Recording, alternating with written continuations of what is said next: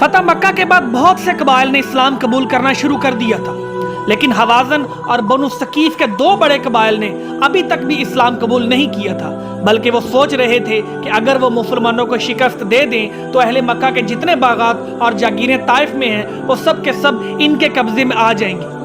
ناظرین، حوازن ایک بہت بڑا قبیلہ تھا جس کی کئی شاخیں تھیں۔ یہ قبیلہ حوازن بن مقصود بن اکرمہ بن خفصہ بن اعلان بن الیاس بن عذر کی جانب منسوب تھا۔ قبیلہ حوازن والے یہ بھی جانتے تھے کہ وہ مسلمانوں سے اس بت شکنی کا بھی انتقام لیں گے جو انہوں نے بیت اللہ سے بت ہٹوا کر کی تھی۔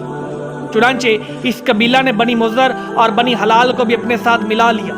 اس طرح ان تمام قبائل کی تعداد 4000 سے زیادہ ہو گئی تھی۔ اب یہ اس لشکر کے ساتھ مکہ کی طرف روانہ ہوئے اور وادی حنین میں پہنچ کے قیام کیا۔ ناظرین، وادی حنین مکہ اور طائف کے درمیان واقع تھی۔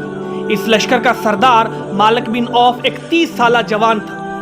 اس کے حکم پر ان قبائل نے اپنے بچوں کو بھی ساتھ لے لیا تھا تاکہ کوئی شخص میدان سے پیٹھ دکھا کر بھاگنے کی کوشش نہ کرے۔ ان حضرت صلی اللہ علیہ وآلہ وسلم کو جب ان قبائل کے بد ارادوں کی خبر ملی تو آپ نے دریافت حال کے لیے عبداللہ بن ابی حدرو اسلمی کو جاسوس کے طور پر ان کی طرف بھیجا۔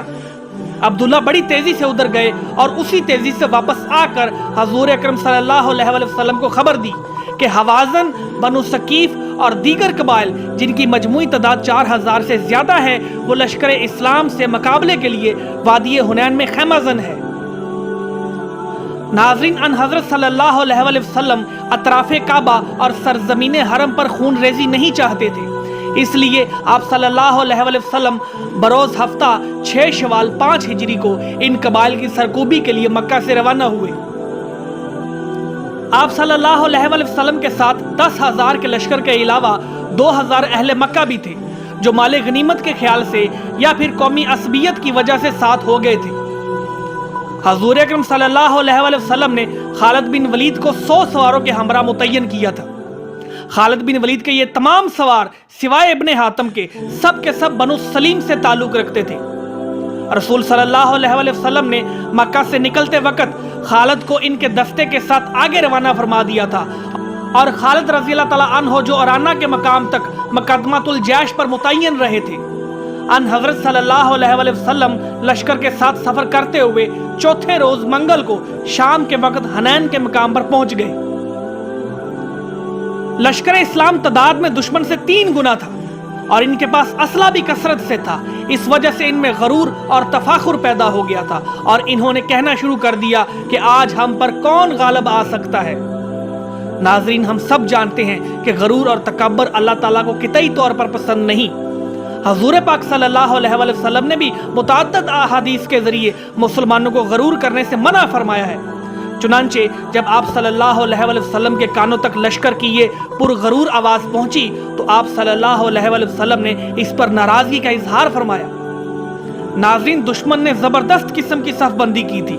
ان کے لشکر کے آگے سوار، ان کے پیچھے پیادے، ان کے عقب میں عورتوں کی قطاریں، پھر بھیڑ، بکری، اونٹ اور دوسرے مویشی تھے۔ دشمن کے لشکر کا سپہ سالار مالک بن عوف بڑا ذہین اور سمجھدار نوجوان تھا۔ اس نے پیش بندی کے طور پر تمام راستوں اور ناکوں پر تیر انداز دستے مقرر کر دیے تھے تاکہ جس وقت مسلمان لشکر بے خبری کے عالم میں وہاں پہنچے تو اسے تیروں پر رکھ لیا جائے اور اسے اتنا موقع ہی نہ دیا جائے کہ وہ جنگ کے لیے ضروری صف بندی کر سکے۔ اور مالک بن عوف کی یہ عقل مندی کام آئی۔ چنانچہ جس وقت لشکر اسلام صبح کے دھندلکے میں، بعض تواریخ کے مطابق شام کے دھندلکے میں وادی حنین میں اترا تو اس پر اچانک تیروں کی بارش ہو گئی اور دشمن کے دستوں نے اس پر شدید حملہ کر دیا۔ اس بلائے ناگہانی سے مسلمان گھبرا گئے اور جان بچانے کے لیے ادھر ادھر بھاگنے لگے۔ ظاہر ہے کہ خالد بن ولید کا 100 سواروں کا دستہ جو سب سے آگے تھا، سب سے پہلے اسی پر دشمن کے تیروں کی بار پڑی اور ان کے گھوڑے منہ گھما کر بھاگنے لگے۔ ناظرین، غزوہ حنین کے موقع پر مسلمانوں کی جو بری حالت ہوئی اس کا نقشہ کلام پاک نے اس طرح کھینچا ہے اور اس کا ترجمہ ہے: اے مسلمانوں، یاد کرو حنین کے وقت کو جب تم اپنی کثرت پر نازاں تھے لیکن کوئی چیز بھی تمہارے کام نہ آ سکی۔ زمین اپنی فراخی کے باوجود تم پر تنگ ہو گئی اور تم پیٹھ دکھا کر بھاگ نکلے۔ नाजरीन, भागने वालों में मक्का के 2000 वो सवार और प्यादे भी थे जो माले गनीमत के हसूल के लिए लश्कर इस्लाम के साथ हो गए थे। वो भाग के जिधर जाते उधर ही इन पर तीर बरसने लगते। फिर तो ये हाल हुआ कि गोया जमीन उनके लिए सकड़ गई और पनाह का कोई गोशा बाकी न रहा। इन हिम्मत शिकन लम्हात में रसूल खुदा सल्लल्लाहु अलैहि वसल्लम के साथ सिवाय चंद सहाबा के और कोई ना रह गया था। इन सहाबा कराम में जनाब अबू बकर सिद्दीक, जनाब उमर, जनाब अली मुर्तज़ा, जनाब अब्बास, अबू सुफियान बिन हारिस, फजल बिन अब्बास, रबिया बिन अब्बास, उसामा बिन जैद और ऐमन बिन ऐमन शामिल थे। नाजरीन, इस कड़े और सख्त आजमाइश के वक़्त रसूल खुदा सल्लल्लाहु अलैहि वसल्लम ने कमाल पामर्दी और बेपनाह इस्तक़लाल का मुज़ाहरा फरमाया। आप सल्लल्लाहु अलैहि वसल्लम ने दाएं बाएं देखा और पुकारा, या मोशरल अंसार। इसके जवाब में आवाज आई, लब्बैक। इस नाजुक वक़्त में आप सल्लल्लाहु अलैहि वसल्लम अपने खच्चर से उतर पड़े और जलाले नबुव्वत में फरमाया, अना नबील कज़ब, यानी मैं नबी हूँ, ये झूठ नहीं है। अना इब्ने अब्दुल मुत्तलब, मैं अब्दुल मुत्तलब का बेटा हूँ। हजरत अब्बास की आवाज़ बड़ी पाटदार थी। अन हजरत सल्लल्लाहु अलैहि वसल्लम ने इन्हें हुक्म दिया कि मुहाजिरीन और अंसार को आवाज़ दो। जनाब अब्बास ने बुलंद आवाज़ से पुकारा, या मोशरल अंसार, यानी ए ग्रोह इंसार, या असहाब शजर, ए बैत रिज़वान वालो। हजरत अब्बास की आवाज़ जब मुसलमानों के कानों में पहुंची, जो इस वक्त घबरा कर पसपा हो रहे थे, तो फौरन आवाज़ की तरफ लपके और रसूल खुदा सल्लल्लाहु अलैहि वसल्लम के गिर्द जमा हो गए। फिर मुसलमानों ने इस जोशो खरोश और बेजिगरी से दुश्मनाने इस्लाम पर ऐसा जबरदस्त हमला किया कि उनके कदम मैदान से उखड़ गए। इस गज़वे में दुश्मन के 70 आदमी मारे गए। इनमें इनका सरदार जुल्खमार और उसका भाई उस्मान बिन अब्दुल्ला भी शामिल था। दुश्मन का सरदार आला मालिक बिन औफ अपने कबीले की एक जमात के साथ भाग के ताइफ के किले में महसूर हो गया। शिकस्त खोरदा फौज का तीसरा हिस्सा यानी कबीले हौजान के लोग अपने अहलो अयाल और मालो जर के साथ किला औतास में जाके पनागजी हो गए। नाज़रीन, अब हमें यह देखना है कि खालिद बिन वलीद भी इन लोगों में मौजूद थे या नहीं, जो इस वक्त अफरा तफरी के आलम में बदस्तूर रसूल खुदा सल्लल्लाहु अलैहि वसल्लम के साथ रहे। इसलिए कि हजरत खालिद का दस्ता, जिसमें बनु सलीम के आदमी थे, सबसे आगे था और तीनों की बारिश सबसे पहले इसी पर हुई। तारीख की कोई किताब ये नहीं बताती कि हजरत खालिद उन लोगों के साथ थे जो रसूल खुदा सल्लल्लाहु अलैहि वसल्लम के पास मौजूद थे। हजरत खालिद बिन वलीद कबीला बनु सलीम के 100 सवारों के सरदार थे और हर अव्वल दस्ते के तौर पर लश्कर के आगे आगे चल रहे थे। चुनांचे जब इन पर तीरों की अचानक बारिश हुई तो इन्होंने फौरन तीरों की बारिश से बचने के लिए अपने ऊंट मोड़ लिए। मैदान जंग में अक्सर ऐसा होता है कि जब सामने से दबाव बढ़ जाए तो कुछ देर के लिए मसलहतन पसपा होना पड़ता है। हजरत खालिद बिन वलीद भी पीछे हटे, मगर फौरन ही इनके कानों में हजरत अब्बास की गरिशदार आवाज पहुंची। इस आवाज को सुनते ही हजरत खालिद और उनके साथियों ने अपने ऊंटों का रुख आवाज की सिमत कर दिया, मगर तीर इस कदर तेजी से आ रहे थे कि ऊंट बेकाबू हो रहे थे और सामने की तरफ गर्दन ना घुमाते थे। ऐसे वक्त में इस बहादुर सलार ने अपनी तलवार से अपने ही ऊंट की गर्दन काट दी और कूदकर उससे उतर गए। यही तरकीब इनके दूसरे सवारों ने भी की और वो सब के सब जो है वो हजरत अब्बास की आवाज की तरफ दौड़ पड़े। जिस वक्त ये पैदल दस्ता जनाब रसूल सल्लल्लाहु अलैहि वसल्लम के पास पहुंचा तो उनकी जबान पर लब्बैक या रसूल अल्लाह का नारा था। हजरत खालिद आवाज सुनते ही लब्बैक का नारा लगाते हुए अन हजरत सल्लल्लाहु अलैहि वसल्लम के पास पहुंचे। साथ ही इन्होंने अपनी इस वक्ती और मजबूरी के तहत पसपाई की ऐसी तलाफी कर दी कि लोग अश अश कर उठे। वापस आने के बाद हजरत खालिद बिन वलीद और उनके दस्ते के सवार जो अब सब के सब पैदल थे, दुश्मन पर इस कदर जबरदस्त हमला किया कि इनकी सफ़ों की सफ़ें उलट के रख दी। हजरत खालिद के गैज़ो गज़ब का ये आलम था कि इनके सामने जो आता मारा जाता था। इस आलम में इनके हाथ से 2 एक औरतें भी कत्ल हुई। रसूल खुदा सल्लल्लाहु अलैहि वसल्लम को मालूम हुआ तो आपने एक आदमी के जरिए हजरत खालिद को औरतों और बच्चों पर हाथ उठाने से मना फरमाया। हजरत खालिद इस गज़वे में जख्मी हो गए थे। हजूर सल्लल्लाहु अलैहि वसल्लम को हजरत खालिद से जो लगाव था, इसका पता इससे चलता है कि आप सल्लल्लाहु अलैहि वसल्लम खुद हजरत खालिद को देखने के लिए तशरीफ ले गए और आप सल्लल्लाहु अलैहि वसल्लम ने इनके साथियों की तीमारदारी के लिए मुख्तलिफ हदायत दी। जैसा कि पहले बयान किया गया है कि दुश्मनाने इस्लाम का सिपा सलार मालिक बिन औफ शिकस्त खोरदा लश्कर के साथ ताइफ के किला में जा छुपा था और अब उसने एक नई जंग की तैयारी शुरू कर दी थी। बस हजूर सल्लल्लाहु अलैहि वसल्लम हनैन से फारिग हुए तो आपने माले गनीमत जैराना भिजवा दिया और खुद लश्कर लेकर ताइफ पहुंचे। ताइफ मक्का से 60-70 मील के फासले पर हजाज का दूसरा बड़ा शहर था। यह शहर सतह समंदर से 3000 फुट की बुलंदी पर वाक़िया है और इसकी आबो हवा खुशगवार है। ताइफ कबीला बनु सकीफ का मस्कन और रोसाए अरब का शहर कहलाता था। शहर के गिर्द एक सरबफल्क और मजबूत फसील थी। मालिक बिन औफ ने यहाँ पहुंचते ही फसील की मरम्मत कराई और किला के अंदर एक साल के लिए सामान्य खोरदोनोश इकट्ठा कर लिया। अन हजरत सल्लल्लाहु अलैहि वसल्लम के साथ 12,000 का लश्कर था। अब सल्लल्लाहु अलैहि वसल्लम ने वहां पहुंचते ही किले का मुहासरा कर लिया। किला बेहद मजबूत था, इसलिए मुहासरे ने तोल खींचा। हजरत खालिद बिन वलीद लश्कर इस्लाम के साथ साथ थे। अगरचे वो जख्मी थे, लेकिन उनके जोशो खरोश का ये आलम था कि वो बार बार खेमे से निकलकर किले के सामने जाते और नारे लगाते, हल मन मुबारिज, मुझसे मुकाबला करने के लिए भेजो। लेकिन उनकी ललकार का किले पर से कोई जवाब न दिया जाता था और ना ही कोई उनके मुकाबले पर निकलता था। इनके बार बार ललकारने से तंग आकर आखिर बनु सकीफ का एक सरदार, जिसका नाम अबद था या लैल, किला की दीवार पर आया और पुकार कर बोला, ऐ इब्ने वलीद, हम में से कोई शख्स तुम्हारे मुकाबले पर नहीं निकलेगा। हम इसी तरह किले में मुकीम रहेंगे, क्योंकि हमारे पास इस कदर सामान्य खुर्दनोश है जो 2 साल तक काफी होगा। नाजरीन, महसूरीन ने किले से तीर बरसाकर मुसलमानों का जानी नुकसान किया। मुसलमानों ने किले की फसील तोड़ने के लिए मंजनीक और दबाबे का भी इस्तेमाल किया, लेकिन इस वक्त तक मुसलमान इन आलात के इस्तेमाल से अच्छी तरह वाकिफ न थे, इसलिए फसील को कुछ नुकसान न पहुंचा सके। किला ताइफ का मुहासरा 20 दिन तक जारी रहा।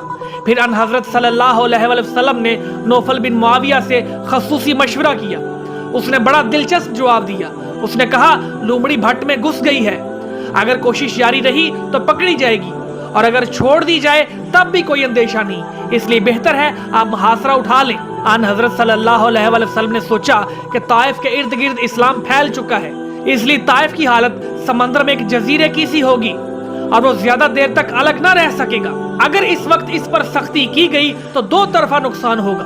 मुहासरा उठा लेने की सूरत में बनु सकीफ में मुसलमानों के लिए रज़ाकाराना तौर पर जज्बा इताअत उभरेगा और उनके दिलों में इस्लाम की खूबियां असर किए बगैर ना रहेंगी। चुनांचे अन हजरत सल्लल्लाहु अलैहि वसल्लम ने मुहासरा उठा लिया। इस पर सहाबा कराम ने अन हजरत सल्लल्लाहु अलैहि वसल्लम से दरख्वास्त की कि बनु सकीफ के लिए बद्दुआ फरमाएं। हजूर सल्लल्लाहु अलैहि वसल्लम ने आसमान की तरफ हाथ उठाकर दुआ फरमाई, ऐ खुदा, बनु सकीफ को हदायत दे और इन्हें मेरे पास आने की तौफीक अता फरमा। नाजरीन, गौर करने की बात है कि जिस हस्ती को खुदावंद नेमत ने सरापा रहमत बनाया हो, उसके लबों से किसी के लिए बद्दुआ कैसे निकल सकती है। चुनांचे आप मुहासरा उठाने के बाद जैराना तशरीफ लाए, जहां हवाज़िन के कैदी और माले गनीमत था। हजूर सल्लल्लाहु अलैहि वसल्लम ने माले गनीमत की तकसीम का हुक्म दिया। तकसीम शुरू हुई तो एक मुनाफिक ने आवाज देकर कहा, ये खुदाई तकसीम नहीं है। ये आवाज सुनकर सहाबा कराम के चेहरे गुस्से से तिमता उठे। हजरत उमर ने फरमाया, या रसूल अल्लाह, क्या हम इसे कत्ल न कर दें? हजरत खालिद बिन वलीद तलवार खींच कर बोले, हजूर मुझे इजाजत दीजिए, मैं इसकी गर्दन उड़ा दूं। अन हजरत सल्लल्लाहु अलैहि वसल्लम ने फरमाया, नहीं, इसे कुछ ना कहो, शायद ये नमाज पढ़ता हो। अल्लाह अल्लाह, क्या शान रहमत थी। आपको इस्लाम और मुसलमानों का किस कदर एहतराम था कि एक मुनाफिक सरीहन माले गनीमत की तकसीम पर नाजायज एतराज कर रहा है। ये निज़ाम तकसीम खुद रसूल खुदा का बनाया हुआ है। सहाबा कराम इस मुनाफिक को कत्ल करने पर आमादा हैं, मगर आप सल्लल्लाहु अलैहि वसल्लम इरशाद फरमाते हैं कि नहीं, इसे कुछ ना कहो, शायद ये नमाज पढ़ता हो। और आज ये हाल है कि एक मजहबी जमात का पेशवा दूसरी जमात के पेशवा के पीछे नमाज नहीं पढ़ता, ये जानते हुए भी कि दूसरा नमाज पढ़ता है, वो इसे बेधड़क काफिर कह देता है। मगर ये मेरा मौजू नहीं है और ना मैं इसका अहल हूँ। दरअसल माले गनीमत की तकसीम में कोई बेएतदाली नहीं हुई थी। अन हजरत सल्लल्लाहु अलैहि वसल्लम ने मक्का के इन जदीदल इस्लाम मुसलमानों को, जो शुरफाए मक्का में से थे, इनकी तालीफ़े क़ुलूब के ख्याल से गनीमत का कुछ ज्यादा हिस्सा अता फरमा दिया था। इस पर बाज़ अंसार ने एतराज़ किया और सहाबा कराम को गुस्सा आ गया। चुनाचे हजूर सल्लल्लाहु अलैहि वसल्लम ने इंसार के दिलों को साफ करने के लिए इनसे खुतबे में इरशाद फरमाया, ऐ गिरोहे इंसार, ये तुम लोगों ने कैसी बात पैदा कर दी है, कहीं दिलों में गिरा तो नहीं पड़ गई? क्या ये सच नहीं कि तुम गुमराह थे, खुदा ने मेरे जरिए तुम्हारी हदायत की? तुम मुंतशिर और प्रागंदा थे, खुदा ने मेरे जरिए तुम में इत्तफाक पैदा किया। तुम मुफलिस थे, खुदा ने मेरे जरिए तुम्हें दौलतमंद बनाया। खुतबे के दौरान अंसार आपकी हर बात पर कहते जा रहे थे, खुदा और रसूल के हम पर बेहद एहसान है। इसके बाद आप सल्लल्लाहु अलैहि वसल्लम ने फरमाया, बखुदा अगर तुम यूं कहो तो बेशक सही कहोगे कि ऐ मोहम्मद, तुम ऐसी हालत में हमारे पास आए थे कि तमाम लोगों ने तुमको झुठला दिया था, बस हमने तुमको सच्चा समझा और तुम पर ईमान लाए। तुम बेयारो मददगार आए थे, हमने तुम्हारी मदद की। तुमको सबने छोड़ दिया था, हमने तुम्हारी गमख्वारी की। तुम गरीबो बेकस थे, हमने तुम्हें पनाह दी। तुम बेचैन थे, हमने तुम्हें तसल्ली दी। ऐ ग्रोहे इंसार, क्या इस मुर्दार दुनिया के लिए तुम मुझसे नाखुश हो जाते हो, जिसको मैंने ज़ईफ़ुल इस्लाम अहले मक्का में तालीफ़े कबूल की गरज से तकसीम कर दिया और तुम्हारे ईमान की पुख्तगी पर एतमाद करके तुमको इसमें से कम दिया? ऐ ग्रोहे इंसान, क्या तुम इस पर खुश नहीं कि लोग भेड़ बकरियां ले जाएं और तुम अल्लाह के रसूल को लेकर अपने वतन जाओ? कसम है उस जात की जिसके कब्जे में मोहम्मद की जान है कि तुम जो लेकर जाओगे वो इससे कहीं बेहतर है जो दूसरे लेकर जाएंगे। मैं तुम लोगों को कभी नहीं छोड़ूंगा। अगर हिजरत ना होती तो मैं अंसारी होता, और अगर कुल जहां के आदमी एक रास्ते पर चले और तुम एक रास्ते पर, तो मैं अंसार ही के साथ चलूंगा। ऐ मेरे अल्लाह, अंसार और उनकी औलाद पर रहम फरमाना। अन हजरत सल्लल्लाहु अलैहि वसल्लम के इस खुतबे पर अंसार चीख उठे कि हमें सिर्फ मोहम्मद सल्लल्लाहु अलैहि वसल्लम दरकार है। फर्दे गिरिया से अंसार की दाढ़ियां भीग गईं और सब ने बैक आवाज कहा, हम अपने हिस्से पर राजी हैं। इसके बाद अन हजरत सल्लल्लाहु अलैहि वसल्लम जेराना ही से उम्रा अदा करने के लिए एहराम बांध कर रवाना हुए और 6 ज़ीक़द 8 हिजरी को उम्रा अदा किया। फिर आपने आताब को मक्का का आमिल और मुआज़ बिन जबल को मुअल्लिम दीन बनाया और खुद अंसार और महाजिरीन के साथ मदीना रवाना हुए। आप 24 ज़ीक़द 8 हिजरी व मुताबिक 15 मार्च 630 को मदीना मुनव्वरा वापस पहुंचे।